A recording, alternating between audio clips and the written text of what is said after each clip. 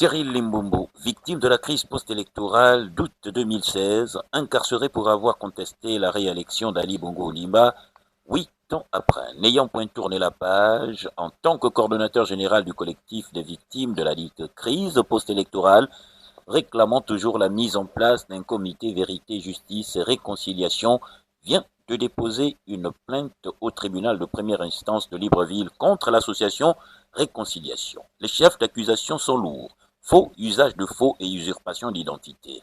Une démarche judiciaire explosive qui risque d'enflammer les réseaux sociaux, car elle pose directement la question de savoir qui parle au nom des victimes de 2016. Je viens dire au peuple gabonais que je sors comme ça du tribunal de première instance de Libreville.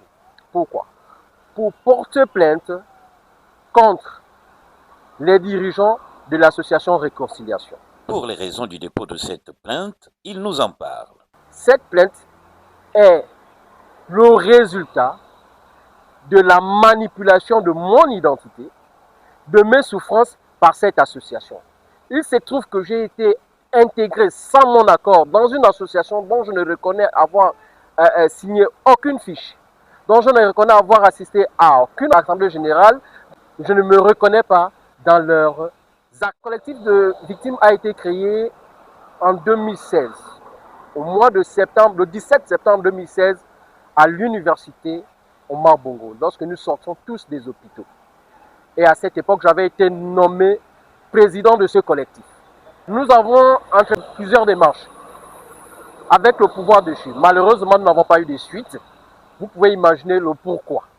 Nous savons qu'avec le pouvoir déchu qui a été responsable des maux que nous avons soufferts, il n'avait pas intention à faire proprement les choses, sinon à nous rendre justice pour ce que nous avons vécu. N'ayant obtenu gain de cause sous le régime déchu, l'avènement du comité de transition pour la restauration des institutions à travers le 30 août 2023 constituait pour ses compatriotes une voie salvatrice. Lors de l'avènement du 30 août, nous avons pensé, comme le chef de l'État, à l'époque président de la transition, l'avait lui-même dit, que l'acte qui a été posé, c'était pour épargner le Gabon de ce qui s'est passé en 2016. Mais qu'est-ce qui s'est passé en 2016? En 2016, nous avons été blessés, nous avons été torturés, nous avons été emprisonnés illégalement. Il y a eu des assassinats, c'est ce qui s'est passé en 2016.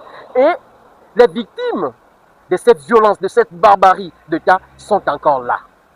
Nous sommes en train, pendant que nous nous battons pour nos droits, des individus se permettent d'aller contacter les autorités pour profiter encore de notre malheur. Et ça, moi, je ne l'accepte pas.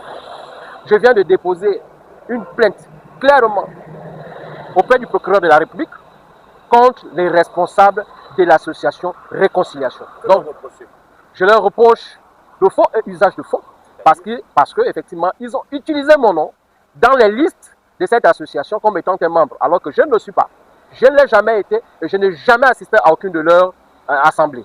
Quant à la démarche effectuée en vue de l'obtention de ces preuves, M. Cyril Limbombo, coordonnateur général du collectif des victimes de la crise post-électorale de 2016, nous revient avec plus de précision. Je me suis rendu aux affaires sociales. J'ai filmé la liste dans laquelle se trouve mon nom.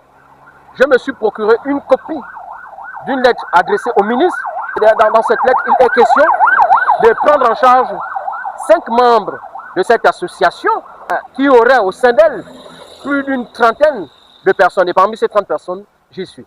Il paraît que cette association est constituée des anciens membres du collectif de victimes. Le collectif de victimes n'a jamais été dissous. Le collectif de victimes continue à exister et réclamer réparation, restauration et dignité. Faux, usage de faux, usurpation d'identité. Les accusations sont graves, les visés, les dirigeants de l'association Réconciliation. La plainte est déposée, le tribunal de Libreville est saisi. Reste une question, celle de savoir si cette action pourra-t-elle enfin ouvrir la voie à une vraie vérité, justice et réconciliation. Affaire à suivre sur Gabon 23.